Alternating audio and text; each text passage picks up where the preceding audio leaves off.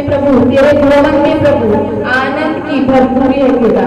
समय प्रभु हम आपकी स्तुति करते हैं प्रभु जी, हम आपकी प्रशंसा करते हैं राजा, क्योंकि धर्मी जन को प्रभु तेरी स्तुति करना शोभा देता है, आपका वचन कहता है प्रभु।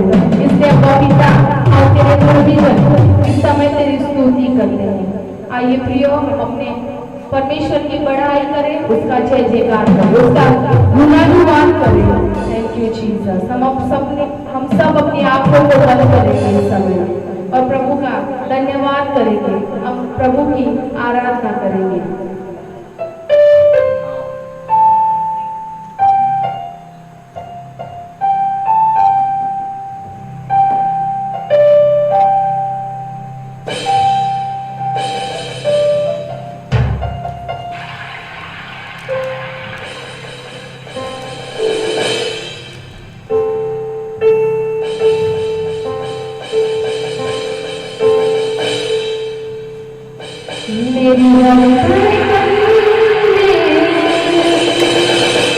तेरा ही नाम हो, हर सांस की हो तू वजह, मेरी हर सुबह की तू शुरुआत हो, एहसास में हो तू बसा, मेरे हर धड़कन में तेरा ही नाम हो, हर सांस की हो तू वजह, मेरी हर सुबह की शुरुआत हो, एहसास में हो तू बसा, न हो अब फासला तेरी दरमियां, अब तू रहे मेरा रहनुमा, ये मेरी रूह ना रहे, न हो ये जिस्म मेरा बन जाऊं मैं तेरे रूह का सिवा, मेरी धड़कन में तेरा ही नाम हो, सांस की हो तू वजह, मेरी हर सुबह की तू शुरुआत हो, हर सांस में हो तू बसा, न हो अब फासला तेरी दरमियां, अब तू रहे मेरा रहनुमा, ये मेरी रूह ना रहे,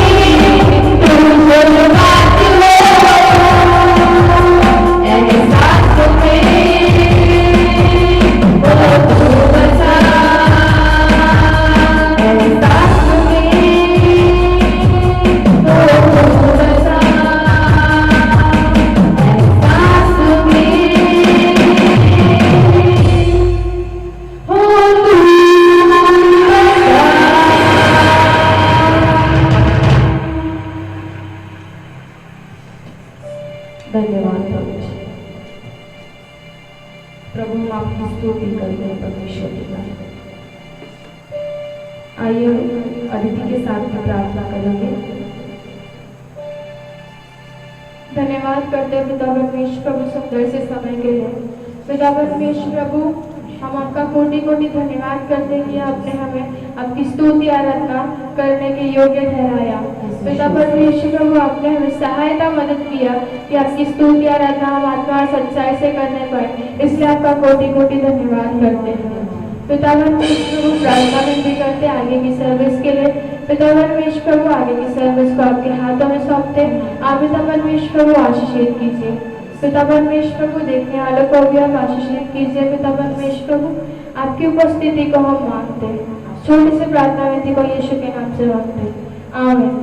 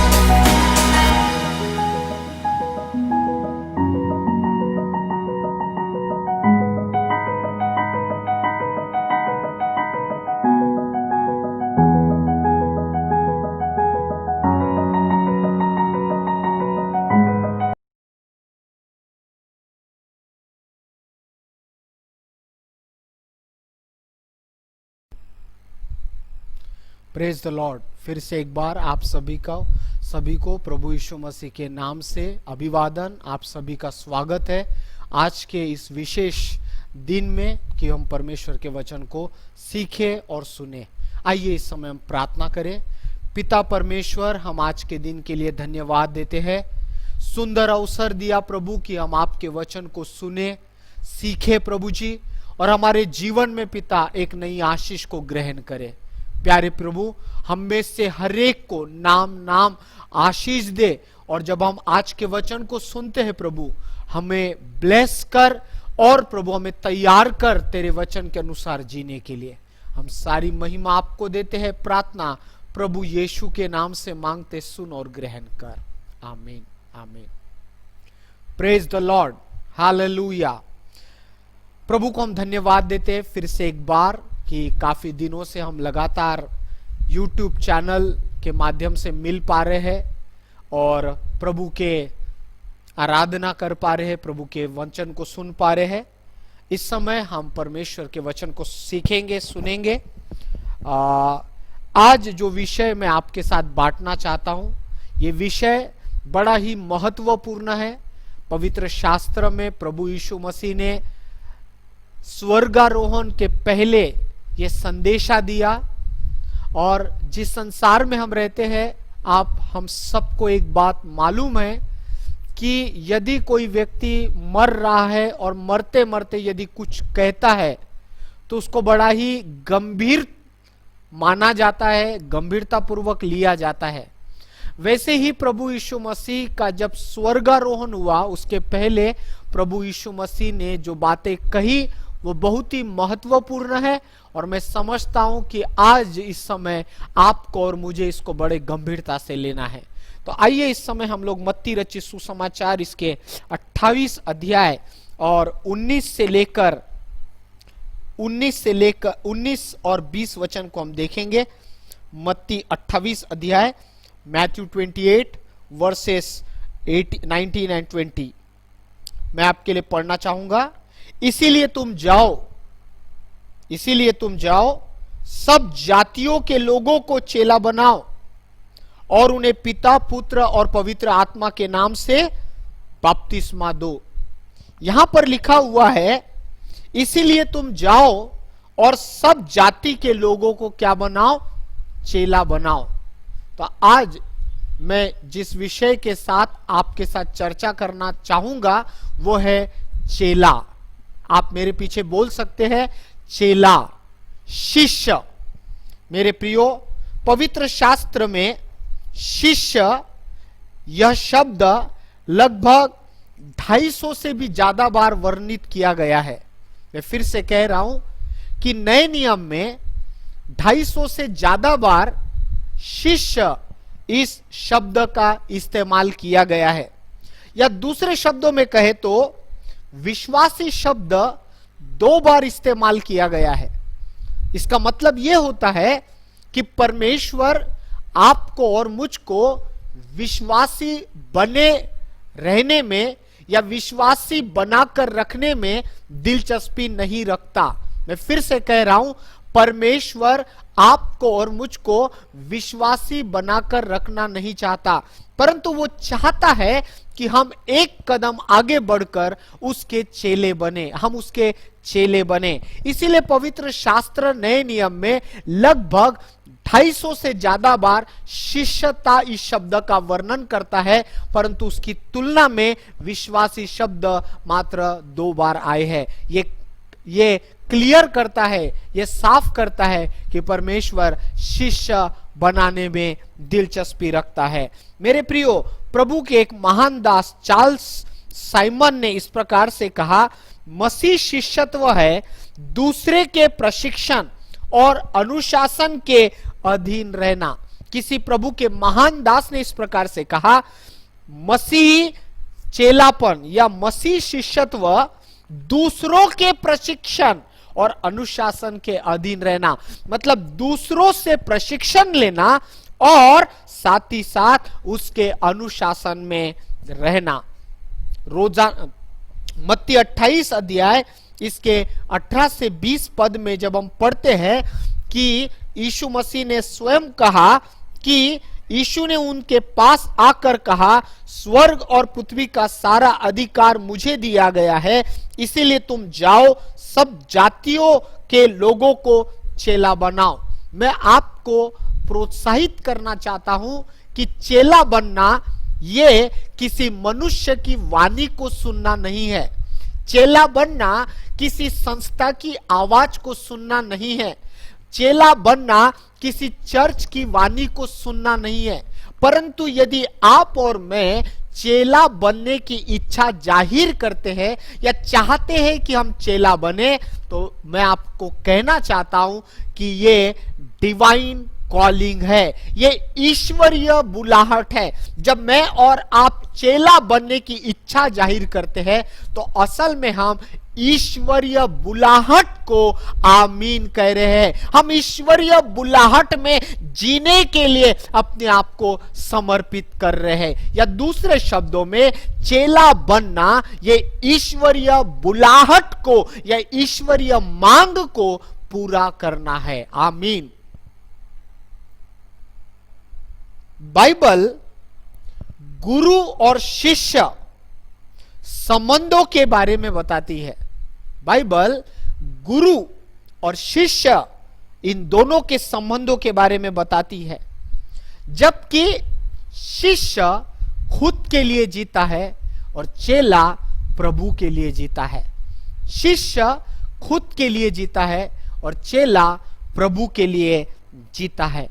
मैं आपके साथ शिष्यत्व के कुछ बातें बांटूंगा और उसके बाद समाप्त करूंगा।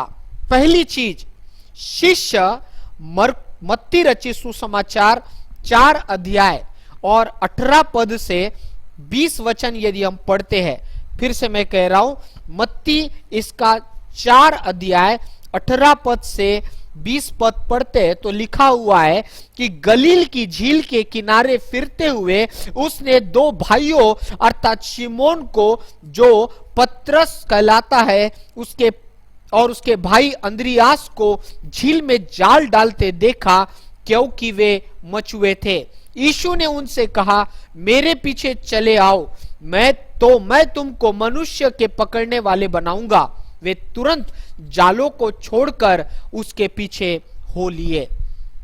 मेरे प्रियो, पहला बात जो मैं आपको बताना चाहता हूं वो ये है कि प्रभु यीशु मसीह जब इस संसार में थे, जब प्रभु यीशु मसीह इस धरती पर थे, तो उन्होंने जब अपनी सेवकाई को शुरू किया तो अपनी सेवकाई के दौरान जब उन्होंने अपनी सेवकाई शुरू की तो सेवकाई के दौरान जो उन्होंने पहला शब्द प्रचार किया या पहला शब्द जो उन्होंने रखा वो था कि मन फिराओ क्योंकि परमेश्वर का राज्य निकट है। मत्ती 2 अध्याय और इसके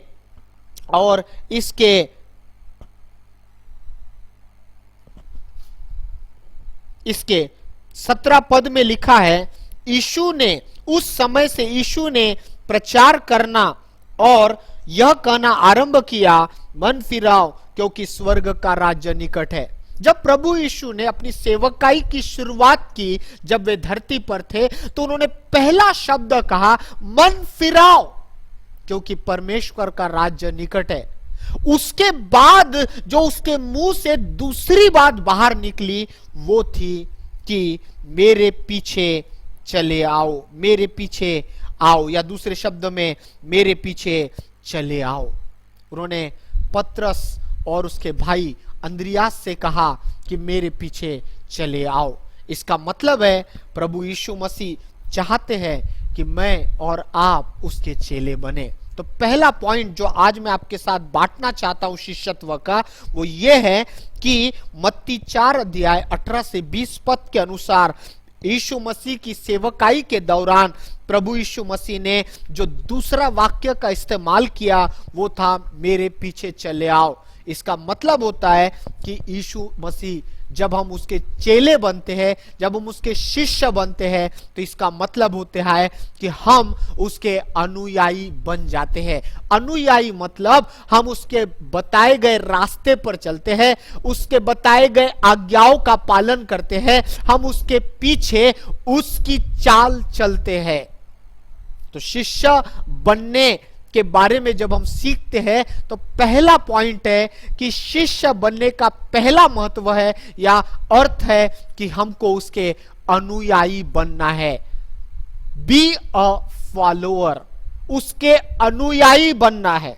यीशु ने स्वयं कहा कि मेरे पीछे चले आओ। यीशु चाहते हैं कि हम उसके चेले बने, और चेले बनने का पहला मतलब होता है कि मैं और आप उसके अनुयायी अर्थात उसके फॉलोअर बने। यीशु मसीह के पीछे जितने भी चेले लोग चले, जब यीशु मसीह इस धरती पर थे तो 12 चेले उनके पीछे चले। वो 12 के 12 चेले अलग अलग कल्चर, अलग अलग संस्कृति और अलग अलग स्वभाव के थे। अलग अलग स्वभाव के, अलग अलग संस्कृति के लोग थे, लेकिन उन सबों में एक कॉमन चीज देखने के लिए मिलती है, एक समान चीज देखने के लिए मिलती है, वो है कि वो सभी यीशु मसीह के अनुयायी बन गए। If you want to be a disciple of Christ, अगर आप चाहते हैं कि आप यीशु मसीह के अनुयायी बने, तो आपको और मुझको उसके शिष्य बने। अगर आप चाहते हैं तो आपको और मुझको उसके अनुयायी बनना है। शिष्य बनने का मतलब है कि हम उसके अनुयायी बने, उसके पीछे चले। भले ही हम किसी भी संस्कृति से क्यों ना आते हो या किसी भी स्वभाव के क्यों ना हो, लेकिन हम उसके अनुयायी बन सकते हैं, क्योंकि शिष्य का मतलब होता है कि हम उसके अनुयायी बनना, हम उसके फॉलोअर बनना। आप कोई भी क्यों ना हो, आप इस स्वर्गीय बुलाहट का सम्मान करके यीशु मसीह के शिष्य बन सकते हैं। शिष्य बनने का मतलब होता है, पहला मतलब होता है उसके अनुयायी बनना, उसके फॉलोअर बनना।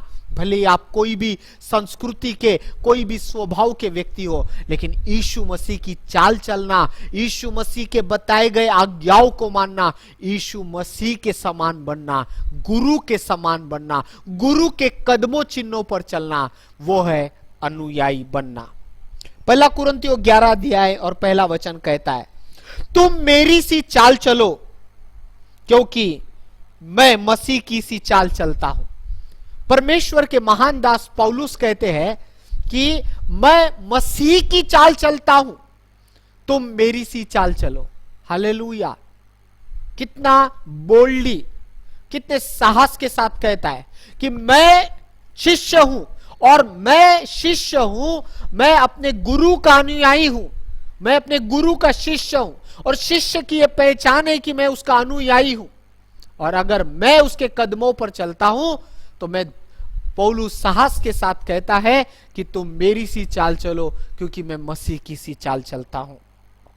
दूसरा थिस्सलुनीकियों इसका 3 अध्याय और 7 पद कहता है, क्योंकि आप जानते हो कि किस रीति से हमारी सी चाल चलना चाहिए, क्योंकि हम तुम्हारे बीच में अनुचित चाल न चले। पौलुस जो प्रभु का महान दास है, वो कहता है कि तुम हमारी सी चाल चलो, क्योंकि हमने कोई बुरी चाल नहीं चला, हमने तो अपने गुरु की सी चाल चला, और हमारा गुरु अच्छी चाल चलता है, इसीलिए हमारी सी चाल चलो। आमेन। इसीलिए शिष्य 250 से ज्यादा बार नए नियम में उल्लेख किया गया है। इसका मतलब है प्रभु स्वयं चाहते हैं कि हम उसके चेले बने। चेले बनने का पहला जो तरीका है या पहला उसका गुण है, वो है अनुयायी। जो व्यक्ति यीशु का अनुयायी है, असल में वो प्रभु का चेला है। यीशु मसीह ने धरती पर जब अपनी सेवकाई की, तो उन्होंने अपने सेवकाई के दौरान दूसरे शब्द का जो इस्तेमाल किया वो था, मेरे पीछे चले आओ, अर्थात यीशु के चेले बन जाओ। आमीन। अगर आप चाहते हैं कि यीशु के शिष्य बने, तो आज आप कहे कि प्रभु मैं आपका अनुयायी बनना चाहता हूं। आप कोई भी व्यक्ति क्यों ना हो, आप यीशु के इस स्वर्गीय बुलाहट का अपने जीवन में स्वागत कर सकते हैं, और आप यीशु के शिष्य बनकर, यीशु के अनुयायी बनकर जी सकते हैं। शिष्य बनना उसका पहला जो गुण है, वो है उसके अनुयायी बनना। मेरे पीछे चले आओ, यीशु के पीछे चलना, यीशु के पीछे चलना, यीशु के पीछे चलना। आमीन। आप किसके पीछे चल रहे हैं? आप उसके अनुयायी है। अगर आप यीशु के पीछे चल रहे हैं, तो आप यीशु के अनुयायी है। आप किसी और के पीछे चल रहे हैं, आप उसके अनुयायी है। अगर आप चाहते हैं यीशु मसीह के शिष्य बनना, तो आज यीशु के अनुयायी बनने के लिए आपको शिष्य बनने के लिए अपना समर्पण करना पड़ेगा। दूसरी बात, मत्ती 11 अध्याय और इसका 29 पद। मत्ती 11 अध्याय इसका 29 पद, यहां पर इस प्रकार से लिखा है, मेरा जुआ अपने ऊपर उठा लो और मुझसे सीखो, क्योंकि मैं नम्र और मन में दीन हूं। यीशु यहां क्या कहते हैं? यीशु मत्ती 11:29 में कहते हैं, मुझसे सीखो। इसका मतलब होता है कि यदि आप चेला बनना चाहते हैं, तो आपको अपने हृदय को सीखने वाला बनाना पड़ेगा। हालेलुया। आपको अपने हृदय को सीखने वाला बनना पड़ेगा। और सीखने की कोई उम्र नहीं होती है, सीखने की कोई उम्र नहीं होती है। बाइबल कहती है, धन्य है जो धर्म के भूखे और प्यासे हैं, वे तृप्त किए जाएंगे। इसका मतलब यह होता है कि आध्यात्मिक भूख और प्यास हमारे पास लाइफ टाइम होना चाहिए। जब तक हम इस संसार में हैं, हमारे पास ये भूख होना चाहिए कि प्रभु मुझे सिखा, मैं सीखने के लिए तैयार हूं। प्रभु के एक महान दास जॉन मैक्सवेल ने इस प्रकार से कहा, लॉ ऑफ लीड। उसका मतलब होता है ढक्कन का नियम। जब किसी बोतल को ढक्कन से बंद कर दिया जाता है, तो उसमें जितनी सीमा थी उतना पानी भर गया है। उसके अंदर जितना द्रव्य डाल सकते थे डाल दिया, अब ढक्कन बंद कर दिया गया है। वैसे ही यदि हम अपने जीवन में ढक्कन लगा देंगे, तो हम जितना सीख कर है उतने में स्टेबल हो जाएंगे। लेकिन यदि आप अपने ढक्कन को, लॉ ऑफ लीड, अगर हम ये ढक्कन खोल देंगे, प्रभु मुझे सिखा, मैं सीखता रहूंगा।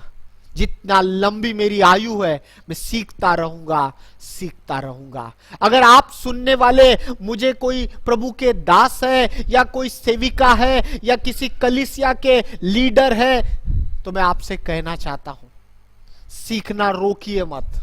अपने ढक्कन को लगाकर मत रखिए।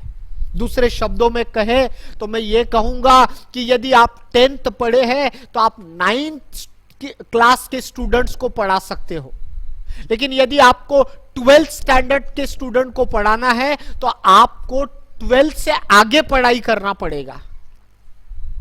तो आप जिसको सिखाना चाहते हैं आपको उससे ऊपर उठना पड़ेगा।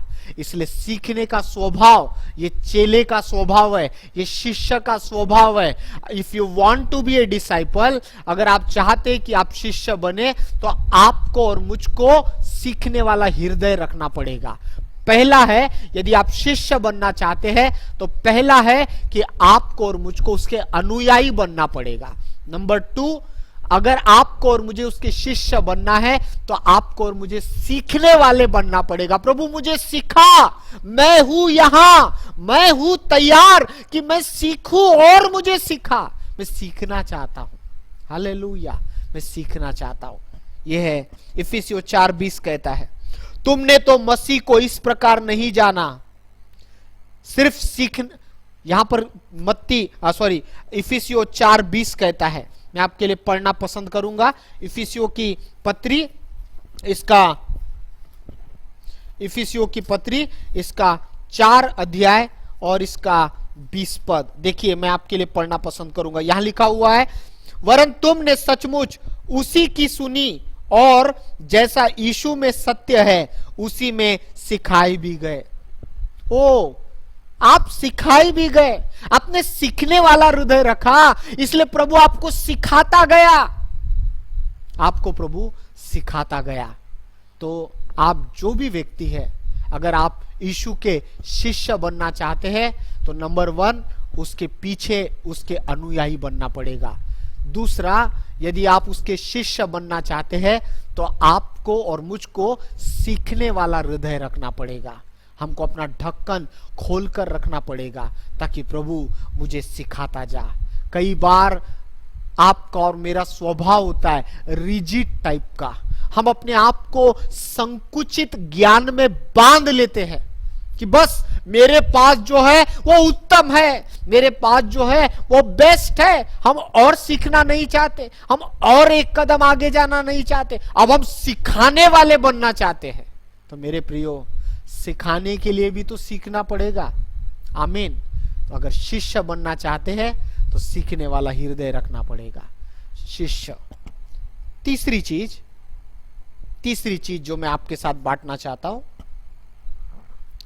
यदि आप और मैं शिष्य बनना चाहते हैं तो बलिदान आवश्यक है। पहला, अनुयायी बनना पड़ेगा अगर आप शिष्य बनना चाहते हैं। नंबर 2, आपको और मुझे अगर शिष्य बनना है तो आपको और मुझे सीखने वाले बनना पड़ेगा। और नंबर 3, यदि मुझे और आपको शिष्य बनना है तो मुझे और आपको बलिदान करना सीखना पड़ेगा। बलिदान करना, क्या करना? बलिदान करना सीखना पड़ेगा। Without sacrifice you can not be a disciple. बिना बलिदान, अपने जीवन में बलिदान की आदत डालना पड़ेगा। बिना बलिदान की आदत हम यीशु के शिष्य नहीं बन सकते। आमीन। यीशु विभिन्न लोगों से विभिन्न बलिदान चाहता है। प्रभु यीशु मसीह अलग अलग प्रकार के लोगों से अलग अलग बलिदान चाहता है। यह इस पर निर्भर होता है कि वे कौन लोग हैं और वह उनसे क्या कार्य करवाना चाहता है। प्रभु कौन से लोगों से कौन सा काम कराना चाहता है, उसके अनुसार उनसे बलिदान मांगता है। महान काम के लिए महान बलिदान मांगेगा, आमीन। लेकिन प्रभु हमेशा बलिदान मांगता ही है। बलिदान का मतलब यह नहीं कि हमने अपना खून निकाल कर दिया। बलिदान का मतलब यह नहीं कि हमने अपने जीवन को उसके लिए बलि चढ़ा दिया। नो, इसका मतलब यह नहीं होता है। बलिदान का मतलब होता है अपने जीवन में अपनी इच्छा का त्याग करना, अपने इच्छा का त्याग करना। धीरे धीरे मैं आपको आगे ले चलकर सिखाना पसंद करूंगा। त्यागी वह मार्ग है जिसके द्वारा यीशु के चेले बन सकते हैं। त्याग ही वह मार्ग है जिसके द्वारा हम यीशु के चेले बन सकते हैं। मत्ती 11:28 कहता है, मेरे पास आओ मैं तुम्हें विश्राम दूंगा। मत्ती 8:20 कहता है, मनुष्य के पुत्र को सिर छिपाने को भी जगह नहीं। मत्ती 11:28 में बाइबल कहती है कि यीशु मसीह ने कहा, मेरे पास आओ, come to me, I will give you rest. मेरे पास आओ, मैं तुमको क्या दूंगा? विश्राम दूंगा। मेरे पास आने से मैं तुमको विश्राम दूंगा। लेकिन मत्ती के 8:20 में यीशु कहते हैं, एक चेला जब यीशु से पूछता है, यीशु मसीह आप कहां रहते हो? यीशु मसीह मैं भी आपका चेला बनना चाहता हूं। तब यीशु मसीह कहते हैं, मनुष्य के पुत्र को सिर छिपाने की भी जगह नहीं है। इसका मतलब क्या होता है? इसका मतलब होता है जब हम उसके पास आते हैं तो हमको शांति मिलती है, विश्राम मिलता है, आशीष मिलती है, चंगाई मिलता है, प्रेम मिलता है।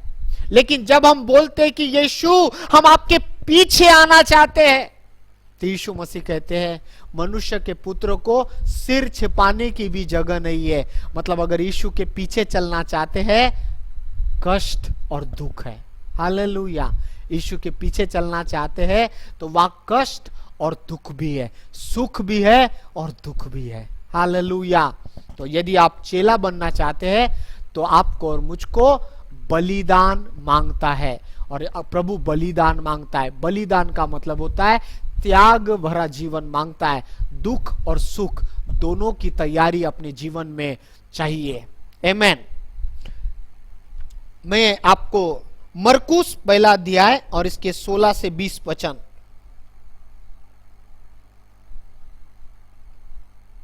मरकुस 1 अध्याय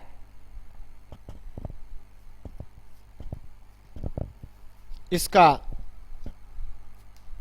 16 से 20 वचन देखिए क्या कहता है। गलील की झील के किनारे किनारे जाते हुए उसने शिमोन और उसके भाई अंद्रियास को झील में जाल डालते देखा, क्योंकि वे मछुए थे। यीशु ने उनसे कहा, मेरे पीछे आओ, मैं तुमको मनुष्य के मछुए बनाऊंगा। वे तुरंत जालों को छोड़कर उसके पीछे हो लिए। यहां पर प्रभु यीशु मसीह कहते हैं कि मेरे पीछे चले आओ। तो यहां लिखा हुआ है, वे तुरंत जालों को छोड़कर उसके पीछे हो लिए। वो उनका बिजनेस था, वो उनका पेट भरने का साधन था। मैं ये नहीं सिखा रहा हूं कि आप ये सब छोड़कर यीशु के पीछे आइए, लेकिन जब यीशु मसीह ने उनको फुल टाइम पूर्णकालीन सेवकाई के लिए कॉल किया या बुलाहट दिया, तब वो सब छोड़कर चले गए।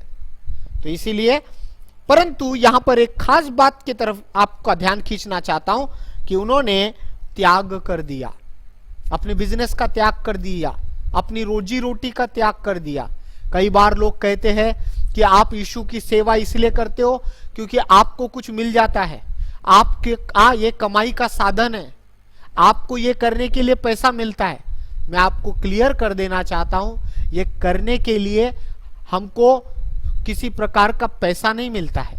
ये कार्य करने के लिए हमको किसी प्रकार का पैसा नहीं मिलता है। भले ही हमको हमारी मजूरी मिलती है, लेकिन ये काम करने के लिए हमको पैसा नहीं मिलता है। तो कहने का मतलब है कि यीशु मसीह के पीछे जब ये लोग चले तो इन्होंने क्या करा? अपने जाल को छोड़कर यीशु के पीछे चले आए। तो ये एक बलिदान को, ये एक त्याग को दर्शाता है। दूसरे शब्दों में, जब हम एलिया के बारे में पढ़ते हैं, एलिया के बारे में, एलिया प्रभु का एक महान दास था, लेकिन जब उसकी मुलाकात एलीशा से हो जाती है तो एलीशा एलिया के पीछे 10 साल तक, लगभग 10 साल तक उसका अनुयायी बनकर जीते रहता है, उसके पीछे पीछे चलते रहता है। लेकिन एक समय आता जब एलिया का स्वर्गारोहण होता है या उसको प्रभु उठा लेता है, तो एलीशा को परमेश्वर एलिया के स्थान पर रखकर इस्तेमाल करता है, या दूसरे शब्दों में एलीशा एक सामर्थी सेवक के रूप में बाहर आता है।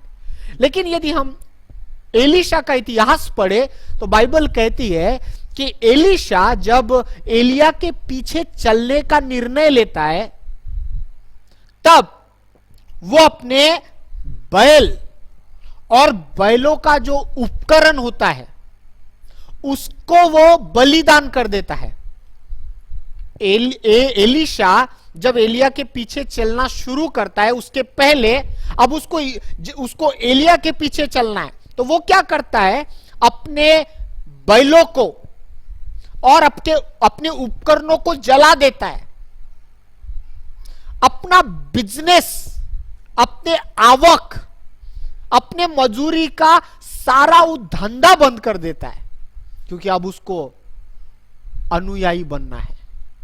मैं ये, आप ध्यान से सुनिएगा, मैं आपसे ये नहीं कह रहा हूं कि आप सब छोड़कर प्रभु के पीछे आ जाओ। ये तो प्रभु की बुलाहट थी जब वो एलिया के पीछे चलने के लिए एलीशा ने अपने उपकरणों को भी जला दिया, अपने साधन को भी जला दिया, कमाई का साधन जला दिया। ये तो प्रभु यीशु की बुलाहट थी जिसके कारण प्रभु के चेले पतरस और अंद्रियास ने अपने जालों को छोड़कर यीशु के पीछे चले गए, अपने आप को बलिदान कर दिया, अपने आप को बलि कर त्याग कर दिया, अपने आवक का। ये त्याग ही तो है। और इसीलिए मैं आपको कहना चाहता हूं कि जब आप चेला बनना चाहते हैं तो प्रभु त्याग मांगता है। और यहां पर हम पहला मरकुस के पहले अध्याय में पढ़ते हैं, चेलों ने अपना क्या त्याग किया। बाइबल कहती है उन्होंने जालों को जो सुधार रहे थे, क्योंकि वो उनका बिजनेस था मच्छी पकड़ना, उसका त्याग कर दिया। एलीशा, उसको एलिया के पीछे चलना है, उसने त्याग कर दिया अपने उपकरणों का। क्यों? क्योंकि वो एलिया के पीछे चलना चाहता था।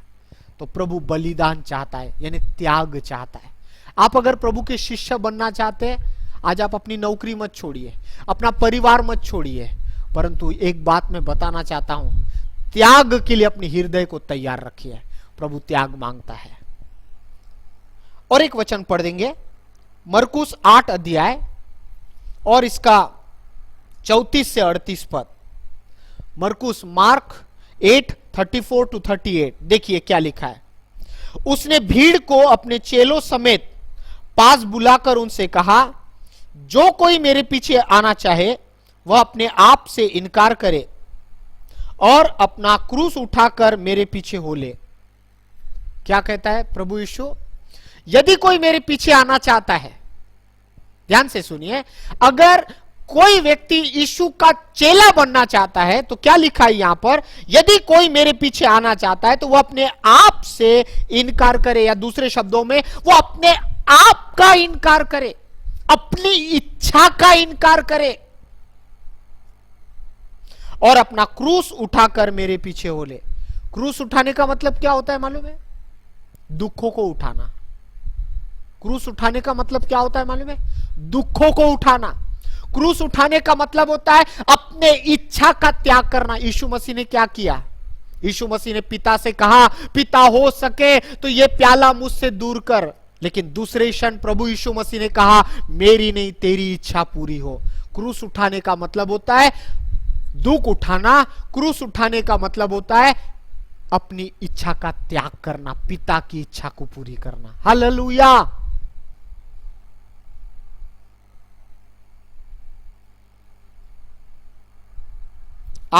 मरकुस 8 अध्याय में हम पढ़ते हैं कि अपने आप का इनकार करना, अपनी इच्छा का इनकार करना।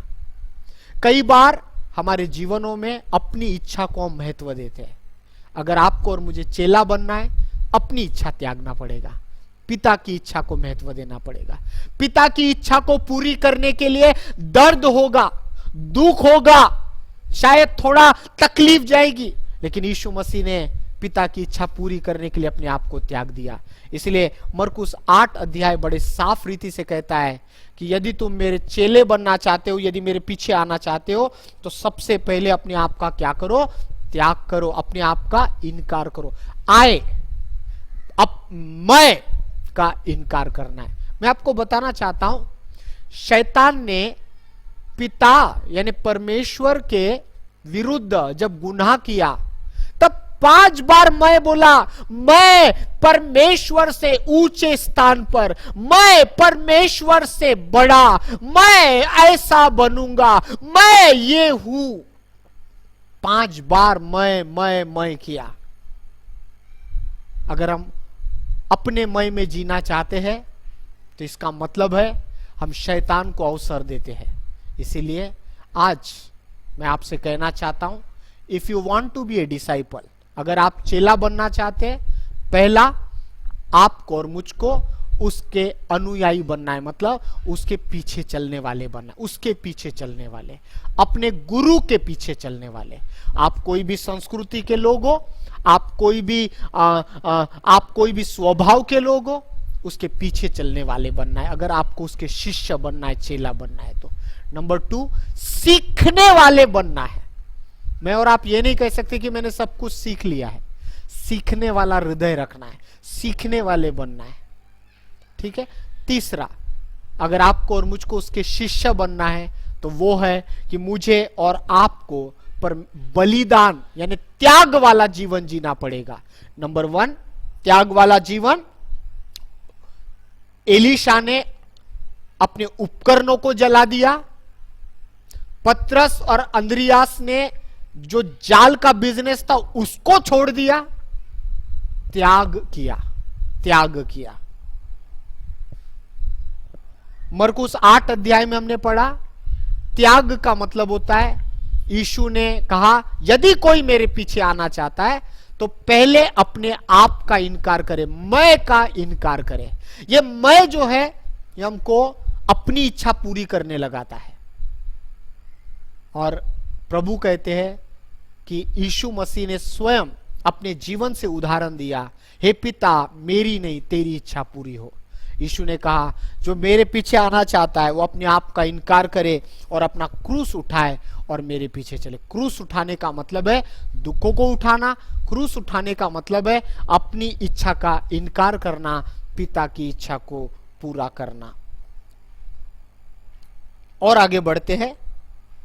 मरकुस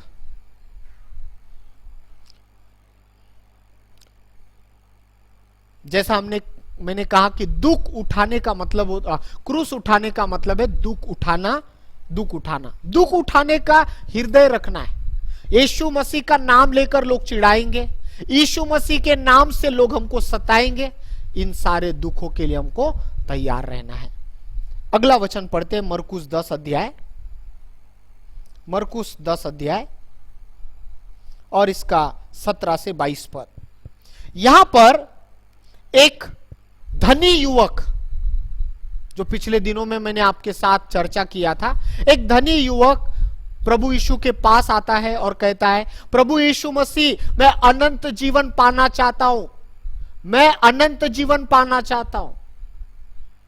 यीशु मसीह ने कहा तेरे पास बहुत धन है, तू बहुत धनवान है, तू अपना धन कंगालों को बांट और मेरे पीछे हो ले।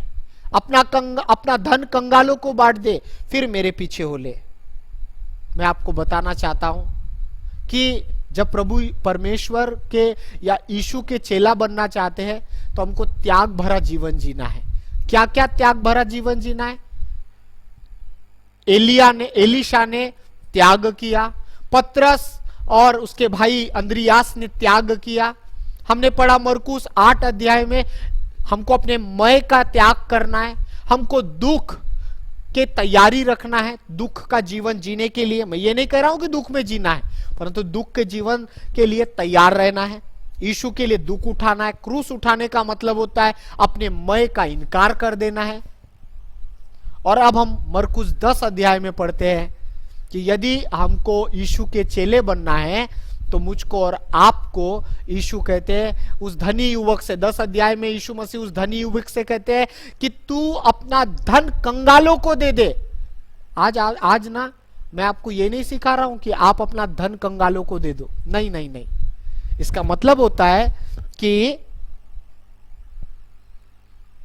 धन से प्रीति करना छोड़ दो, धन से प्रीति करना छोड़ दो, धन को अपने जीवन में प्रथम स्थान देना छोड़ दो। आपको मालूम है, प्रभु ने इस संसार को या इस सृष्टि को बनाने में 6 दिन लगाए और 7वें दिन उसने विश्राम किया। ये परमेश्वर ने दिया हुआ नियम है, हमको उसका पालन करना है। बाइबल बताती है कि तू शब्बात का पालन करना मतलब तू ईश्वर के दिन को, ईश्वर को स्मरण करना न छोड़ना। तो मैं आपसे ये नहीं कह रहा हूं कि अपना धन आप कंगालों को दे दो, मैं ये कह रहा हूं कि धन से प्रीति रखना छोड़ना है। धन का मोह, लालच, धन को अपने जीवन में प्रथम स्थान देना। अभी परमेश्वर ने 7वें दिन आराम किया। परमेश्वर ने मनुष्य से भी कहा कि तू 6 दिन परिश्रम करना, परंतु 7वें दिन विश्राम करना या 7वें दिन शब्बात का पालन करना। कहा जाता है कि अगर हम 7 दिन काम करेंगे ना, हम बीमार पड़ जाएंगे, हमारा शरीर बीमार पड़ जाएगा। प्रभु ने कुछ सोच समझ कर ही 7वां दिन आराम का रखा है। वैसे ही परमेश्वर ने क्या किया? परमेश्वर ने कहा कि धन से प्रीति न रखना। इसका क्या मतलब होता है? इसका मतलब होता है कि हम परमेश्वर को प्रथम स्थान देना। और आप देखिएगा, जो लोगों ने 7 दिन काम किया, उन्होंने अपने शरीर में दुख उठाया, हानि उठाई। इसीलिए अगर हम मरकुस 10 अध्याय के अनुसार धन से प्रीति नहीं रखना है, धन को अपने जीवन में प्रायोरिटी नहीं देना है, यानी प्राथमिकता नहीं देना है, परंतु हमको क्या करना है? धन के विषय में जागरूक रहना है, परंतु प्रथम स्थान हमको परमेश्वर को देना है। प्रथम स्थान हमको परमेश्वर को देना है कि प्रभु को प्रथम स्थान, और धन को हमको प्रीति नहीं रखना है, उसका लोभ या लालच नहीं रखना है। आमेन। बाइबल में बताया गया है कि 39 दृष्टांत नए नियम में प्रभु यीशु मसीह ने कहा है। उन 39 दृष्टांतों में ज्यादा से ज्यादा दृष्टांत प्रभु यीशु मसीह ने पैसों को लेकर बोला है। और कहा जाता है कि पैसे में वो ताकत है या धन में वो ताकत है जो परमेश्वर के साथ कंपटीशन करता है, प्रतिस्पर्धा करता है। और इसीलिए आज मैं आपसे कहना चाहता हूं, यदि आप 7 दिन काम कर रहे हैं तो 7 दिन को काम करना रोककर आप 6 दिन काम करिए और 7वें दिन आप ईश्वर का दिन ईश्वर को दीजिए। मैं आपको एक सुंदर एग्जाम्पल देना चाहता हूं और उसके बाद मैं आगे बढ़ना पसंद करूंगा। परमेश्वर ने जब सृष्टि का निर्माण किया, बाइबल बताती है कि उसने अदन की जो वाटिका थी, उस वाटिका में आदम और हवा को रखा और कहा कि तुम इस वाटिका के सभी वृक्षों का फल खा सकते हो, परंतु वाटिका के बीचों बीच जो पेड़ लगाया गया है, जो वृक्ष लगाया गया है, उसका पेड़ कभी मत खाना। एक बुद्धि और समझ का, दूसरा जीवन का। अब हुआ क्या? आदम और हवा ने वाटिका के सारे वृक्षों का फल खाया, परंतु बाइबल बताती है कि परमेश्वर ने जिस वृक्ष का फल खाने के लिए मना किया था, उस वृक्ष का भी फल उन्होंने खा लिया। दूसरे शब्दों में, जो परमेश्वर का हिस्सा था उसको भी उन्होंने खा लिया। परमेश्वर ने मना किया इस हिस्से को मत खाना, उन्होंने उसको भी खा लिया। बाइबल बताती है उसी दिन से वे परमेश्वर से क्या हो गए? दूर हो गए। परमेश्वर से उनका रिश्ता टूट गया, परमेश्वर से उनकी संगति टूट गई, परमेश्वर के साथ उनका नाता टूट गया, वे अलग अलग हो गए। मेरे प्रियो, जब मैं और आप 6 दिन काम करते हैं तो 7वां दिन हमको विश्राम करना है। बहुत बार देखने में आता है कि लोग आर्थिकता के लिए इतने प्यासे और भूखे रहते, ईश्वर की प्राथमिकता ईश्वर को नहीं देते। तो जस्ट मैं आपको कहना चाहता हूं कि अगर आपको त्याग भरा जीवन जीना है तो आपको निर्णय लेना पड़ेगा कि प्रभु मैं तेरा चेला, मैं तेरा शिष्य बनना चाहता हूं। मुझे जैसे एलीशा ने अपने उपकरणों को जला दिया, जैसे पतरस और अंद्रियास ने अपने जालों को छोड़ दिया, मैं आज अपने कामों को छोड़ नहीं देता हूं, लेकिन मैं ये समर्पण रखता हूं कि मैं आपकी प्राथमिकता आपको दूंगा। मैं 6 दिन काम करूंगा लेकिन आपकी प्राथमिकता आपको दूंगा। हालेलुया। फिर हमने देखा कि क्रूस उठाने का मतलब दुख उठाने की तैयारी रखना है। हमने देखा कि क्रूस उठाने का मतलब होता है मैं को, अपने आप का मैं या आय को, मैं को त्यागना है। फिर हमने देखा कि एक धनी युवक वापस चला गया। यीशु हमको बताना चाहते हैं कि अपने धन को प्रायोरिटी नहीं देना, धन को, अपने काम को महत्व दो, अपने बॉस को रिस्पेक्ट करो, परंतु मैं आपसे कहना चाहता हूं आपके धन को ईश्वर मत बनाओ, आपके काम को आप ईश्वर मत बनाओ, ईश्वर की प्राथमिकता ईश्वर को दो। दूसरे शब्दों में, जब मनुष्य ने ईश्वर का हिस्सा खा लिया तो बाइबल बताती है कि आदम और हवा नग्न हो गए।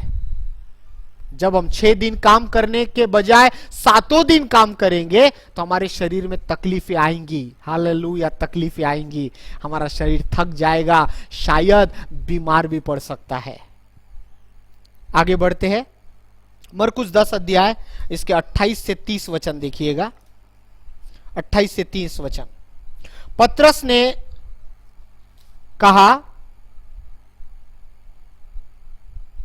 देख हम तो सब कुछ छोड़कर तेरे पीछे हो लिए हैं। यीशु ने कहा, मैं तुमसे सच कहता हूं कि ऐसा कोई नहीं जिसने मेरे और सुसमाचार के लिए घर या भाइयों या बहनों या माता या पिता या बाल बच्चों को या खेतों को छोड़ दिया है और अब इस समय 100 गुना न पाए और 100 गुना न पाए घरों और भाइयों और बहनों और माताओं और बाल बच्चों और खेतों को, पर सताव के साथ और परलोक में अनंत जीवन। यहां पर प्रभु यीशु मसीह पतरस कहता है कि प्रभु हमने तो आपके लिए त्याग दिया, हमारा क्या? तब यीशु मसीह कहते हैं कि और अब इस समय, यहां पर पतरस जब कहता है तो यीशु मसीह कहते हैं, यीशु ने कहा मैं तुमसे सच कहता हूं कि ऐसा कोई नहीं जिसने मेरे और सुसमाचार के लिए घर या भाइयों या मेरे भाइयों या बहनों या माता या पिता या बाल बच्चों या खेतों को छोड़ दिया हो। यीशु कह रहे हैं कि अगर आपको मेरा चेला बनना है तो आपको अपने माता पिता, बच्चों, अपने धन, अपने काम, इन सब से ज्यादा, इतना ही नहीं, यीशु ने कहा कि अपने प्राण से भी ज्यादा, अपने सोल, अपने प्राण से भी ज्यादा परमेश्वर से प्यार करना है।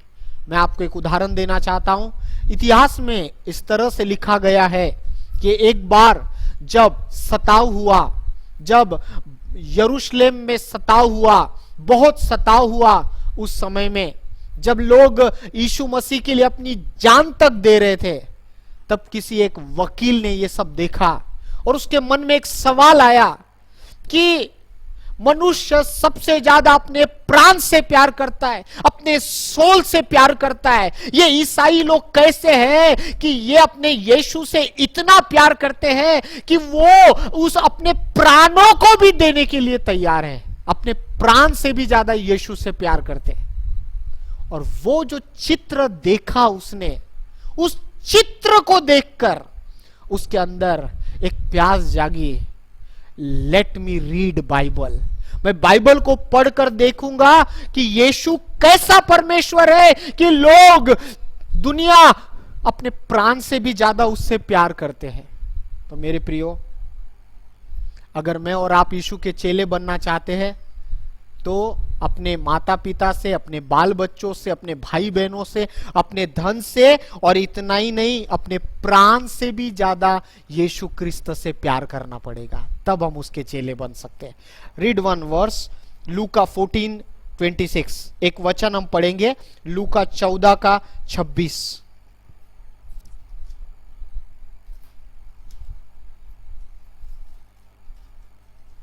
देखिए क्या लिखा है यहां 26। यदि कोई मेरे पास आए और अपने पिता और माता और पत्नी और बच्चों और भाइयों और बहनों वरन अपने प्राण को भी अप्रिय न जाने तो वह मेरा चेला नहीं हो सकता। यीशु मसीह क्या कह रहे, आप समझ गए? वचन में साफ लिखा है, यीशु मसीह कहते हैं यदि कोई मेरे पास आए या मेरा चेला बनना चाहता है तो अपने पिता, अपनी माता, अपनी पत्नी, अपने बच्चों, अपने भाइयों, अपने बहनों वरन अपने प्राण को भी अप्रिय न जाने तो वह मेरा चेला नहीं हो सकता। अगर आप चेला बनना चाहते हैं तो अपने प्राण से, अपने धन से, अपने महत्वपूर्ण लोगों से भी ज्यादा प्रथम ये परमेश्वर से प्यार करना पड़ेगा, तब हम उसके चेले कहलाए जा सकते हैं। इसका मतलब ये नहीं कि हमको नाते रिश्ते तोड़ देना है, नाते रिश्ते तोड़ना नहीं है, लेकिन हमको प्रायोरिटी, पहला प्रेम, हमारे हृदय का पहला प्यार उसको देना है, परमेश्वर को। आमीन, ये इसका मतलब होता है। आगे बढ़कर, लोग प्राण को प्रिय जानते हैं सबसे ज्यादा, परंतु बाइबल मसीह इतिहास में लोगों ने अपने प्राणों को भी गवा दिया परमेश्वर से प्रेम करने में। हालेलुया। इसलिए सुप्रीम लव, पहला प्यार यीशु से करने वाला यीशु का चेला बन सकता है। अपना प्रथम प्यार, अपने जीवन के प्राथमिक प्यार जब हम यीशु से करते हैं तब हम उसके चेले बन सकते हैं। अगली बात आपके सामने रखूंगा, चौथा पॉइंट। पहला, अगर आप चेला बनना चाहते हैं तो नंबर 1 हमको उसके अनुयायी बनना है, मतलब उसके पीछे चलना है। नंबर 2 सीखने वाला हृदय रखना है। नंबर 3 त्याग भरा जीवन रखना है। काय काय में त्याग भरा जीवन? अपने मैं को त्यागना है, अपने धन से ज्यादा प्राथमिकता देना है, दुख उठाने का जीवन के लिए अपने आप को त्याग करना है कि मैं तैयार हूं। उसके बाद में अपने माता पिता, भाई बहन, इन सबसे ज्यादा पहला प्रेम परमेश्वर से करना है। और इतना ही नहीं, अब हम चौथा पॉइंट देखेंगे, अगर हमको चेला बनना है तो हमको क्या करना पड़ेगा। 4th, if you want to be a disciple, तो चौथी बात जो मुझे और आपको करना है, God is a God of discipline. परमेश्वर वो परमेश्वर है, वो अनुशासन का परमेश्वर है। आप समझ रहे? परमेश्वर अनुशासन का परमेश्वर है। अगर आपको और मुझको यीशु मसीह का चेला बनना है या परमेश्वर का चेला या शिष्य बनना है तो आपको और मुझको अनुशासन का जीवन जीना है, क्योंकि परमेश्वर स्वयं अनुशासन का परमेश्वर है और मुझे और आपको भी अनुशासन के लोग बनना है। किन बातों में अनुशासन बनना है?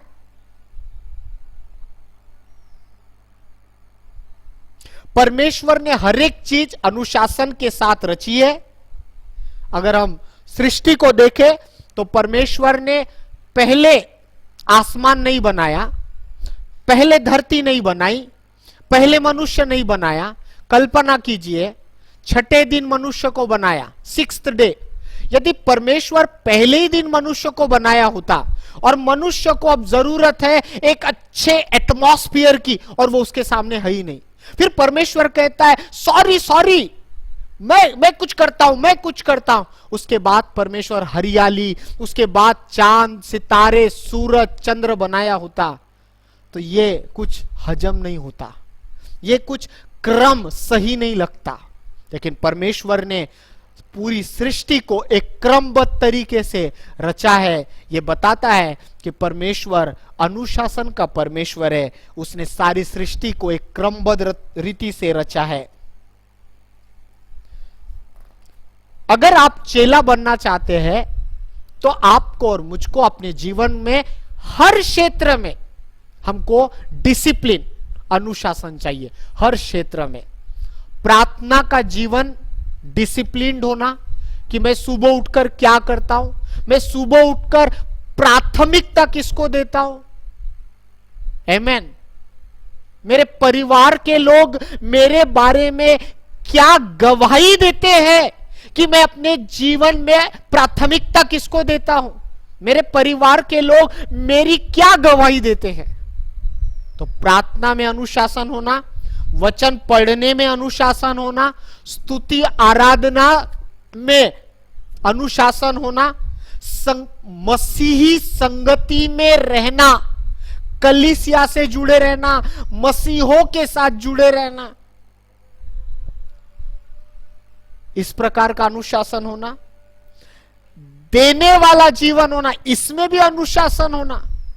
कई बार लोग संगति कर लेते हैं, प्रार्थना कर लेते हैं, वचन पढ़ लेते हैं, लेकिन देने के विषय में वो अनुशासित नहीं है। उसमें भी अनुशासित रहना है, रेगुलर, लगातार, और उसके लिए वफादार और ईमानदार। हालेलुया, आप अच्छे से जानते हैं। आमीन। और आगे मैं कहना चाहूंगा, एक सफल मसीह जीवन जीने वाले, उसमें अनुशासन होना। कैसा? दूसरों से लगातार प्यार करे, अपने पड़ोसियों से, अपने परिवार के लोगों से, अपने नाते संबंधों से, अपने मित्रों रिश्तेदारों से प्रेम भरा जीवन होना, आज्ञा पालन का जीवन होना, भले कार्य करने का जीवन होना, और अच्छा व्यवहार वाला जीवन होना। If you want to be a disciple, अगर आप चाहते हैं कि आप एक अच्छे शिष्य बने या मैं एक अच्छा शिष्य बनूं, तो हमारा जीवन अनुशासन से भरा हो। मैं सुबह उठकर मेरी प्राथमिकता किसको देता हूं, मेरा परिवार मेरे बारे में क्या गवाही देता है कि मैं किसको प्राथमिकता देता हूं। वचन पढ़ने में अनुशासन, स्तुति आराधना से भरा हुआ जीवन, हर बात में स्तुति और आराधना से भरा हुआ जीवन। मैं कुछ दिन पहले एक लेख पढ़ रहा था, प्रभु के एक दास ने बड़ा सुंदर लिखा। हालांकि ये बात हमने कई बार देखा पढ़ा है, परंतु जब मैंने वो पढ़ा मेरे हृदय को छू लिया। यीशु मसीह जो थे वो अपने पिता को धन्यवाद देते थे। हालेलुया। मेरे प्रियो, हम भी धन्यवाद वाला जीवन जिए। यह अनुशासन हमारे जीवन में होना। ऐसा नहीं कि कुछ मिल गया तभी धन्यवाद, ऐसा नहीं कि मैं भावनाओं में अभी बहुत उत्साहित हूं इसलिए धन्यवाद ना। मैं सुखी हूं या दुखी हूं, मैं आइदर आई एम हैप्पी और सैड, मैं परमेश्वर को धन्यवाद देता हूं। मेरे जीवन में अनुशासन है। मैंने सीखा है कि सुख में हो या दुख में हो, मुझे परमेश्वर को धन्यवाद देना है, मुझे संगति करना है, मुझे देने में आगे रहना है। देने में आगे रहने का मतलब ये नहीं कि चर्च में मैं कंपटीशन करूं, चर्च में किसी ने क्या दिया उससे मैं बेहतर दूं, नहीं, कंपटीशन नहीं करना है। मुझे अनुशासन में रहना है, मुझे देने वाला जीवन जीना है। आमीन। क्योंकि आप और मैं अच्छे से जानते हैं, उस विधवा ने थोड़ा ही दिया, लेकिन फिर भी यीशु ने उसकी तारीफ किया। इसका मतलब होता है कि प्रभु ज्यादा देने के या कम देने से तारीफ नहीं करता है। प्रभु देखता है कि आप और मेरे जीवन में कितनी डिसिप्लिन है और हम देने में कितने वफादार है। हालेलुया। और साथ ही साथ हमारे जीवन में यह भी अनुशासन होना, दूसरों से प्रेम करना। दूसरों से मतलब अपने परिवार के सभी सदस्यों से, अपने पड़ोसियों से, अपने रिश्तेदारों से, ठीक है, और अपने कलीसिया के लोगों से, संसार के लोगों से, दूसरों से प्यार करने वाला जीवन, दया दिखाने वाला जीवन होना चाहिए। दया दिखाना है हमको, ये भी एक अनुशासन लगाना है हमारे जीवन में कि हमको दया वाला जीवन जीना है, दया दिखाना है। आज्ञा पालन, परमेश्वर की आज्ञाओं का पालन करके जीना है। भले कार्य करना है, ऐसा लिखा है कि भले कार्य करने में अपने हाथों को रोकना नहीं है, हमको भले काम करना है। जहां ऐसा लगता है कि हम ये कर सकते हैं, हमने करना है। जहां ऐसा लगता है ये मेरी ताकत है, ये मेरे अंदर ताकत है, मेरे अंदर ये क्षमता है, तो हमने करना चाहिए। व्यवहार हमारा अच्छा हो। हालेलुया। व्यवहार हमारा अच्छा हो। कोई भी अनुशासन उस समय तो अच्छा नहीं लगता। कोई भी अनुशासन जीवन में शुरुआत में अच्छा नहीं लगता, परंतु धार्मिकता और शांति की फसल लाने के लिए यह बहुत जरूरी है। यदि हम एक अच्छा भविष्य देखना चाहते हैं, एक सफल भविष्य देखना चाहते हैं, तो हमको अनुशासन में जीना पड़ेगा। शुरुआत में अच्छा नहीं लगेगा, लेकिन इसका अंत बड़ा भला है, सुंदर है, उत्तम है। आमीन। इब्रानियों 12 अध्याय 10 और 11 पद हम पढ़ेंगे। इब्रानियों इसका 10 अध्याय और 11 और 12 पद मैं आपके लिए पढ़ना, सॉरी 12 अध्याय 10 और 11 पद, माफ कीजिए 12 अध्याय 10 और 11 पद। देखिए क्या लिखा है। वे तो अपनी समझ के अनुसार थोड़े दिनों के लिए ताड़ना करते थे, पर वह तो हमारे लाभ के लिए करता है कि हम भी उसकी पवित्रता के भागी हो जाए। वर्तमान में हर प्रकार की ताड़ना आनंद की नहीं पर शोक की बात दिखाई पड़ती है, तो भी जो उसको सहते सहते पक्के हो जाते हैं बाद में उन्हें चैन के साथ धर्म का प्रतिफल मिलता है। शुरुआत में हमको कोई भी अनुशासन अच्छा नहीं लगता, शुरुआत में हमको किसी भी प्रकार का अनुशासन का सामना करना कड़वा लगता है, परंतु इसका अंत भला है। आमेन। मैं आपको कहना चाहता हूं कि अगर हमको प्रभु के चेले बनना है तो नंबर 1 हमने देखा कि हमको उसके अनुयायी बनना है, नंबर 2 हमको सीखने वाले बनना है, नंबर 3 त्याग भरा जीवन जीना है, नंबर 4 अनुशासन से भरा हुआ जीवन जीना है। डिसाइपल शिष्य अनुशासित रहता है। आमीन। आखिरी बात, उसके बाद मैं समाप्त करूंगा। 5वीं बात, न्यायियों की किताब जजस 2 अध्याय, न्यायियों की किताब 2 अध्याय और इसका 7 से 10 पद मैं आपके लिए पढ़ना चाहता हूं। 7 वचन से 10 पद, न्यायियों की किताब। और यहोशू के जीवन भर और उन वृद्ध लोगों के जीवन भर, यहोशू के लाइफ टाइम में और उन वृद्धों के लाइफ टाइम में, यहोशू के जीवन भर और उन वृद्ध लोगों के जीवन भर जो यहोशू के मरने के बाद जीवित रहे और देख चुके थे कि यहोवा ने इजराइल के लिए कैसे कैसे बड़े काम किए हैं, इजरायली लोग यहोवा की सेवा करते रहे। देखिए क्या लिखा है, यहां लिखा है यहोशू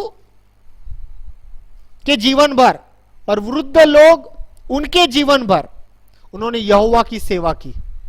क्या की? यहोवा की सेवा करते रहे। तब यहोवा का दास नून का पुत्र यहोशू 110 वर्ष का होकर मर गया।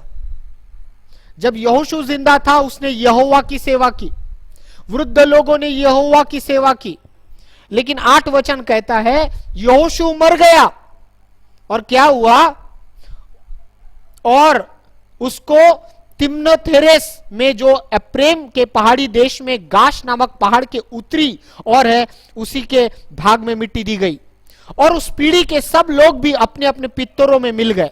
यहोशू मर गया, लीडर मर गया, उसके साथ के तमाम वृद्ध लोग जिन्होंने देखा था कि यहोवा ने कितने महान काम करके उन लोगों को आगे बढ़ाया है, वो भी मर गए।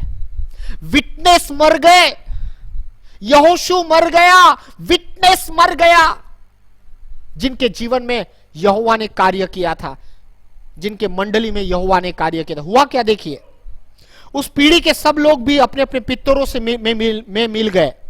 तब उसके बाद जो दूसरी पीढ़ी हुई उसके लोग न तो यहोवा को जानते थे और न उस काम को जो उसने इजराइल के लिए किया था।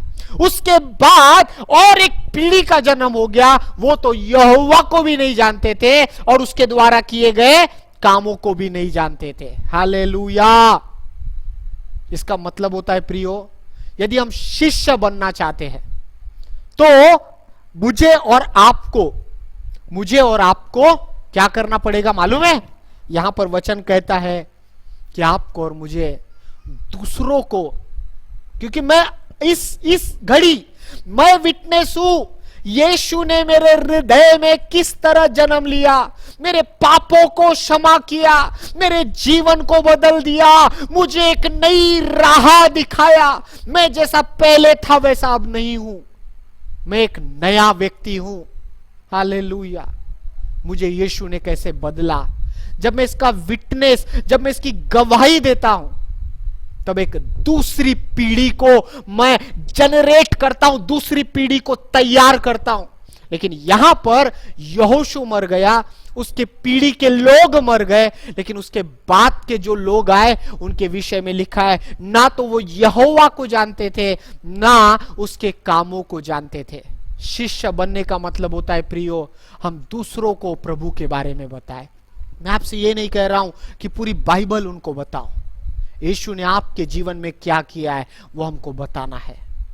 ऐसा नहीं है कि शिष्य बनना मतलब दरवाजा बंद कर देना, खिड़की बंद कर लेना, अपने आप को एक कमरे में अपने आप को एक कमरे में बंद कर लेना कि मैं यीशु मसीह का शिष्य हूं। नहीं, शिष्य का मतलब है जो यीशु ने हमारे जीवन में किया वो हमको दूसरों को बांटना है, एक नए जनरेशन को खड़ा करना है, ताकि जब मैं और आप इस संसार को छोड़ दे तो एक नया जनरेशन यीशु मसीह को जानता हो, ऐसा एक जनरेशन हो। हालेलुया। मेरे प्रियो, यीशु ने ये महान काम किया, उन्होंने अपने जीवन में शिष्यों को खड़ा किया। यीशु मसीह के शिष्यों ने और शिष्यों को खड़ा किया। बाइबल कहती है कि पौलुस लिखता है कि ये बातें विश्वास योग्य लोगों को सौंप दे। इसका मतलब एक पीढ़ी को तैयार कर, एक और पीढ़ी को तैयार कर, ताकि ये पहली पीढ़ी खत्म होने के बाद दूसरी पीढ़ी तीसरी पीढ़ी तक पहुंच सके। आमीन। मेरे प्रिय, एक उदाहरण के साथ मैं लास्ट समाप्त कर रहा हूं। बाइबल में कहा गया है कि एक बार एक व्यक्ति में से दुष्ट आत्मा निकलती है। वो यीशु के पास आता है और यीशु से कहता है, यीशु मैं आपके पीछे चलना चाहता हूं। यीशु मसीह उससे कहते हैं, जा अपने घर जा और परमेश्वर ने तेरे जीवन में क्या किया जाके उनको बता। हालेलुया। आज अगर आप चेला बनना चाहते हैं, पांचवी बात, मुझे और आपको दूसरों को बताने वाले बनना पड़ेगा। आमीन। 5 बातें। If you want to be a disciple of Jesus, यीशु के चेले बनने के लिए 5 बातें। यीशु मसीह का चेला बनना ये एक ईश्वरीय बुलाहट को पालन करना है। आप किसी चर्च की बुलाहट का पालन नहीं कर रहे, आप किसी संस्था की बुलाहट का पालन नहीं कर रहे, आप परमेश्वर की बुलाहट अर्थात स्वर्गीय आवाज का पालन कर रहे हो। बाइबल कहती है, यीशु ने कहा कि तुम सारे जगत में जाकर सारे जातियों के लोगों को चेला बनाओ। चेला बनने का जब हम निर्णय लेते हैं, हम स्वर्गीय बुलाहट का पालन करते हैं, स्वर्गीय बुलाहट का अनुयायी बन जाते हैं। आमीन। हालेलुया। स्वर्गीय बुलाहट के अनुयायी बन जाते हैं। आमीन। चेला बनने का पहला मतलब है कि हमको उसके अनुयायी बनना है, यीशु मसीह के पीछे चलना है, उस गुरु के पीछे चलना है। हम कोई भी धर्म के व्यक्ति हो, हम कोई भी स्वभाव के व्यक्ति हो, या हम कोई भी स्वभाव के या किसी भी संस्कृति के क्यों ना व्यक्ति हो, हम यीशु के चेले बन सकते हैं। हमको उसके पीछे चलना है। नंबर 1। नंबर 2, सीखने वाला हृदय। यीशु मुझे सीखना है, यीशु मुझे सीखना है, मुझे सिखा, यीशु मुझे सिखा। सीखने वाला हृदय। अपने बोतल के ढक्कन को बंद करके मत रखिए, उसको खुला रखिए। मुझे भरता जा, मैं सिखाता जाऊंगा, मैं भरता जाऊंगा, मैं देता जाऊंगा, मैं भरता जाऊंगा, मैं देता जाऊंगा। नंबर 3, यदि हम यीशु के चेला बनना चाहते हैं तो त्याग वाला जीवन चाहिए, त्याग वाला। अंद्रियास और पतरस ने जाल को छोड़ दिया, एलीशा ने अपने उपकरणों को ही जला दिया। यीशु के पीछे चलना है, एलिया के पीछे चलना है। हालेलुया। धनी युवक यीशु के पास आया, वो धनी था। यीशु ये नहीं सिखा रहे कि धन को त्याग दो, यीशु ये सिखा रहे धन को प्राथमिकता मत दो। त्याग का मतलब होता है अपने जीवन में त्याग करना है, यानी अपने जीवन में प्रथम स्थान परमेश्वर को देना है, धन को नहीं। अपने कामों को प्रथम स्थान नहीं देना है, परमेश्वर को प्रथम स्थान देना है। फिर हमने सीखा त्याग भरा जीवन में अपने जीवन के मैं को अलग कर देना है। शैतान इसलिए कहलाया गया क्योंकि उसने मैं को अपने जीवन में ज्यादा महत्व दिया। हमको मैं को नहीं, परमेश्वर को महत्व देना है। हालेलुया। इतना ही नहीं, हमने ये भी सीखा कि अपने माता पिता भाई बहन इन सब से ज्यादा, अपने प्राण से भी ज्यादा हमको परमेश्वर से सुप्रीम लव, प्रथम प्रेम, प्राथमिक प्यार करना है, तब हम उसके चेले बन सकते हैं। यह है बलिदान या त्याग का जीवन। और नंबर 4 हमने सीखा, यदि हम चेला बनना चाहते हैं तो हमारे जीवन में अनुशासन होना, देयर शुड बी डिसिप्लिन, क्योंकि परमेश्वर अनुशासन का परमेश्वर है। उसने सारे सृष्टि को क्रमबद्ध तरीके से रचा और हम उसके अनुयायी, उसके चेले हैं, तो मुझे और आपको भी अनुशासन का जीवन होना चाहिए। और आखिरी और 5वां, हमको जो मिला है वो हमको दूसरों को बांटना है। हमको जो मिला है, हमने जो पाया है वो दूसरों को बांटना है।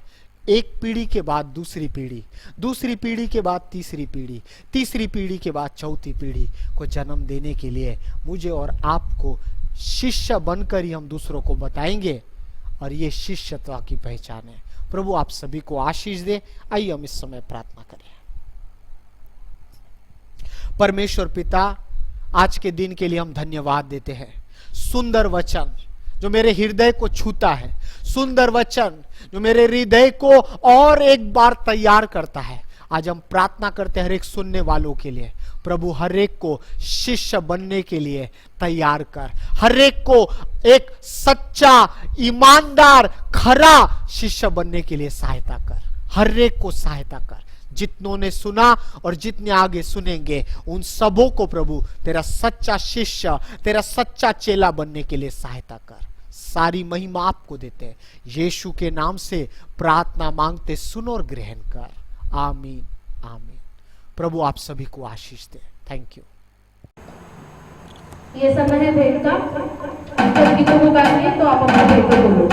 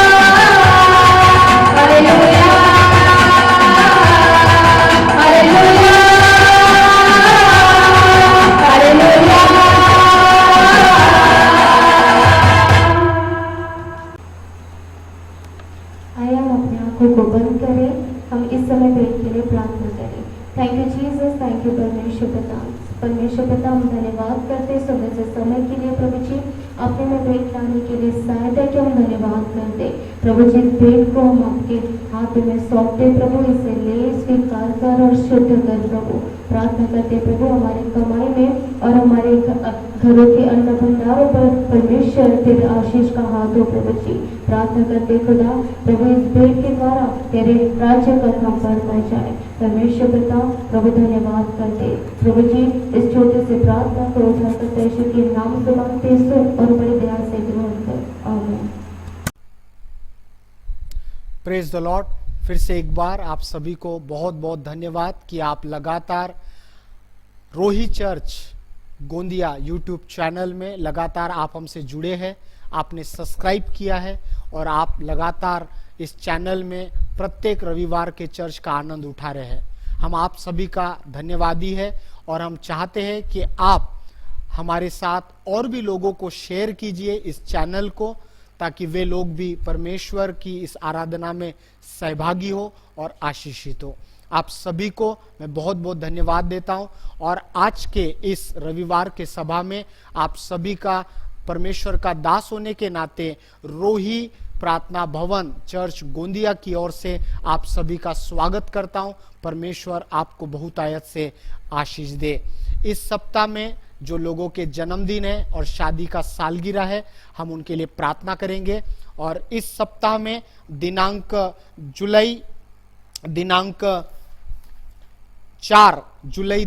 4 को बहन ओशिन थुम्बे और भाई करण बबनेट इनका जन्मदिन है। हम उनके लिए प्रार्थना करेंगे। बहन ओशिन थुम्बे और भाई करण बबनेट इस सप्ताह में इनका जन्मदिन है। इसके अलावा आप में से जिस किसी का भी शादी का सालगिरह या बर्थडे है तो इस समय हम आपके लिए दुआ करेंगे। इस सप्ताह में जो बर्थडे है हम उनके लिए प्रार्थना करेंगे और उषा के साथ हम इन लोगों के लिए प्रार्थना करेंगे। Thank you Jesus, hallelujah. परमेश्वर पिता, हम आपसे प्रार्थना करते हैं बहन ओशिन के लिए और करण के लिए। परमेश्वर, आने वाले हफ्ते में परमेश्वर इन दोनों बच्चे का परमेश्वर जन्मदिन है और परमेश्वर पिता आपसे हम प्रार्थना करते इन दोनों बच्चों के भविष्य के लिए। परमेश्वर पिता, प्रार्थना करते कि परमेश्वर हर एक माँ को जो परमेश्वर बच्चे देकर आपका वरदान को और परमेश्वर आपके गिफ्ट को आपने इस पृथ्वी पर प्रकट किया, इसलिए हम आपको धन्यवाद करते हैं। और परमेश्वर आपका वचन कहता है गर्भ का फल यहोवा का दान है। और परमेश्वर पिता ओशिन और करण को परमेश्वर उनके माँ के गर्भ में दिया, इसलिए हम आपको धन्यवाद करते हैं। प्रभु, हम आपसे प्रार्थना करते हैं प्रभु, बहन ओशिन और करण को परमेश्वर पिता यीशु मसीह आपके नाम से प्रभु हम आशीषित करते हैं।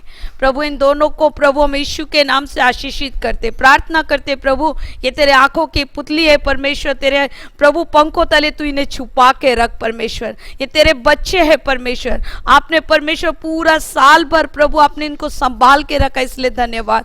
खुदा, हम प्रार्थना करते आपसे विशेष करके प्रभु इनके जीवन में परमेश्वर पिता 2019 में जिन जिन बातों से प्रभु तेरे आशीष से वंचित थे परमेश्वर पिता, आज हम प्रार्थना करते हैं प्रभु 2020 में परमेश्वर इसके सारे प्रभु विशेष करके प्रभु प्रार्थना करते सारे मन की इच्छाओं को तू पूरी कर। और प्रभु ये साल प्रभु आप इनको एक लंबी आयुष्य तृप्त कर परमेश्वर, और आपकी दान वरदान से इनको भर दे प्रभु, ऐसा हम प्रार्थना करते। प्रभु, आपने इनको संसार में से अलग किया और आज परमेश्वर प्रभु इफिसियों 5:30 वचन के अनुसार परमेश्वर ये तेरे मसीह में तेरा अंग है परमेश्वर, इन्हें परमेश्वर तेरे राज्य के लिए उपयोग कर परमेश्वर पिता, तेरे राज्य के कार्य में प्रभु और दिन प्रतिदिन बड़ा परमेश्वर। प्रभु आपका वचन कहता है ये तेरा प्रिय बेटा और बेटी है परमेश्वर पिता, आप उनको परमेश्वर संतान होने का अधिकार दिया है प्रभु। आपका वचन में लिखा है जो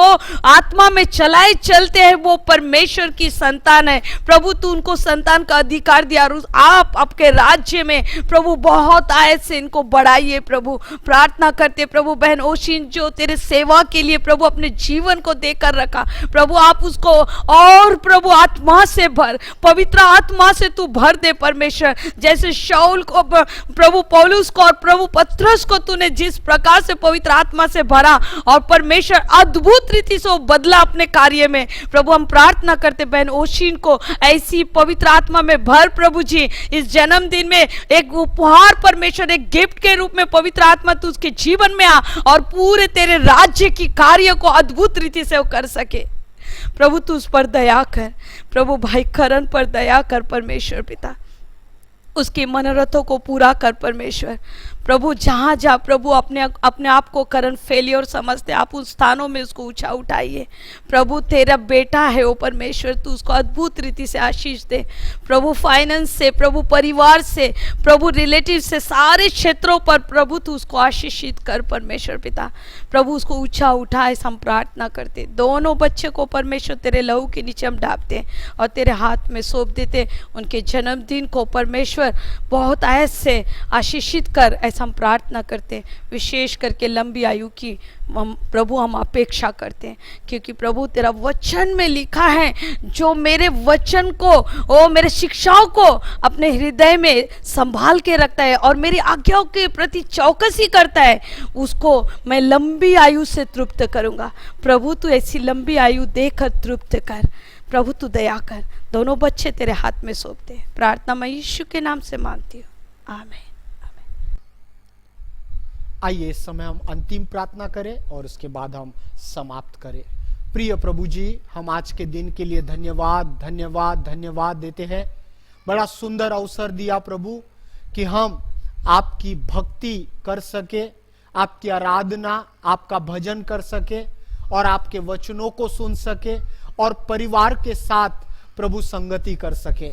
हम आपकी स्तुति करते हैं प्यारे पिता। हम प्रार्थना करते हैं रोही चर्च गोंदिया, रोही प्रार्थना भवन चर्च गोंदिया और रोही प्रार्थना भवन चर्च तुमसर पिता, सारे लोग और इसके अलावा जहां जहां से प्रभु जी लोग इस चैनल से जुड़े हैं या पहली बार देख रहे हैं, उन सबों के लिए हम प्रार्थना करते हैं प्रभु। नाम नाम सबों को आप आशीष दीजिए, अपनी चंगाई दीजिए, अपना छुटकारा दीजिए, अपनी स्वर्गीय सुरक्षा में लीजिए। हम उन सबों को ब्लेस करते हैं पिता, उनके जीवन में सारे दुख दूर हो जाए, तेरी स्वर्गीय शांति उनके हृदय में राज्य करे। इसी समय प्रभु हम यीशु के नाम से उन सबों के ऊपर पिताजी जो बीमार है, हम उनके ऊपर तेरे चंगाई को रिलीज करते हैं प्रभु, कि वो चंगे हो जाए। हर एक व्यक्ति प्रभु जो अंधा है वो देखने लगे, जिनके आंख में समस्या है वो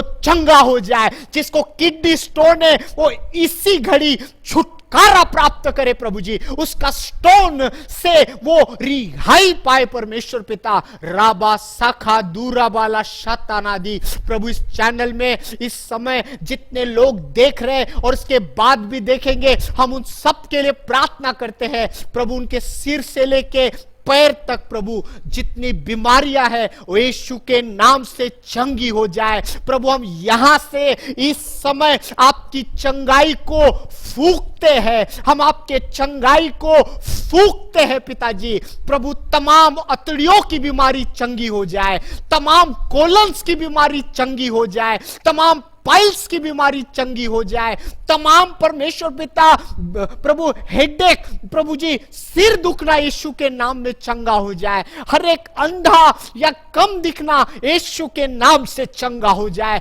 शरीर की हर एक बीमारी यीशु नासरी के नाम से चंगी हो जाए। Lord I speak healing in Jesus' name. Lord, I speak healing in Jesus' name. Lord, let there be healing in Jesus' name. Lord, let there be healing in Jesus' name. Rabba Sakina. Lord, let there be miracle, Father. Let there be miracle in Jesus' name. प्रभु जहां जहां लोग church attend कर रहे हैं पवित्र आत्मा से भर जाए, जहां जहां से लोग प्रभु इस चैनल को देख रहे हैं आज उनके हृदयों में शांति निवास करे। Being a servant of God प्रभु, तेरा दास होने के नाते मैं तेरी भलाई बोलता हूं, तेरा कल्याण बोलता हूं, तेरा शांति बोलता हूं परमेश्वर। सबों को अपने अनुग्रह में ले, सबों को नाम नाम आशीष दे। आपको सारी महिमा देकर इस प्रार्थना को धन्यवाद के साथ यीशु मसीह के नाम से मांगते सुन और दया से ग्रहण कर, आमीन आमीन। अब हमारे परमेश्वर का प्रेम, प्रभु यीशु मसीह का अनुग्रह और पवित्र आत्मा की सहभागिता हम सबों के साथ प्रभु यीशु मसीह के दोबारा आगमन तक सदैव बनी रहे, आमीन आमीन। मेरे प्रियो, मैं आपको बताना चाहता हूं कि जब हम आपके लिए प्रार्थना करते हैं तो बड़े खराई और सच्चाई के साथ प्रार्थना करते हैं। कहा जाता है ईसाई लोग प्रार्थना करने वाले लोगों के रूप में जाने जाते हैं, और हमने YouTube चैनल के माध्यम से आपके लिए प्रार्थना की है। और यदि इस प्रार्थना के दौरान आपने अपने शरीरों में चंगाई का लाभ लिया है या आपने आत्मिक शांति, ईश्वरीय स्पर्श का सामना किया है, हम चाहते हैं कि आप हमारे साथ जरूर से बांटें, और आपके बांटने से हम एनकरेज होंगे और हम दूसरों के लिए प्रार्थना करने के लिए आगे आते हैं। प्रभु आप सभी को आशीष दे। आपका सहयोग और आपके कमेंट्स हम स्वागत करते हैं। May God bless you. Thank you.